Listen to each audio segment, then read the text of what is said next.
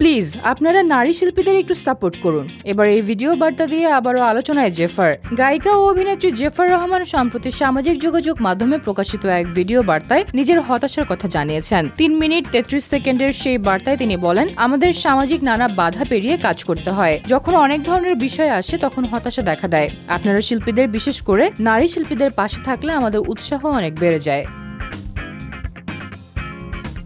জেফার বলেন, অনেকের ধারণা আমি শুধু গান করি, কণ্ঠশিল্পী। এটা ঠিক, কিন্তু আমরা পেছনে কতটা কাজ করি সেটা দেখা যায় না। গান প্রকাশের আগে আমি গান লিখি, সুর করি, প্রস্তুতি নেই, মিউজিক ভিডিও তৈরি করি, সবই আমার দায়িত্বে। আমার গানের 90%ই আমার সুর করা, লিরিক্সেও আমি সরাসরি জড়িত। এত কিছু করার পরও যদি দর্শক আমার অবদান না বোঝে তখন ভালো লাগে না। তিনি আরো বলেন, গান প্রকাশের পর প্রশংসা বা সমালোচনা সবই গ্রহণ করি, কিন্তু কখনো কখনো অবহেলা আমাদের প্রভাবিত করে, বিশেষ করে এখন। তাই এই বার্তা দেওয়া প্রয়োজন মনে হলো। আমরা শিল্পীদের, বিশেষ করে নারী শিল্পীদের আমাদের পাশে থাকার আহ্বান জানাই।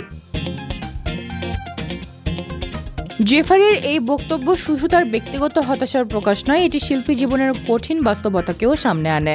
বাংলাদেশের মতো দেশে শিল্পের জগতে এগোনোর পথে সামাজিক বাধা, সমর্থনের অভাব ও মনোভাবজনিত চ্যালেঞ্জ অনিবার্য। কিন্তু সমর্থন থাকলে প্রতিভাবান শিল্পীরা আরও উৎসাহের সঙ্গে তাদের কাজ চালিয়ে যেতে পারে।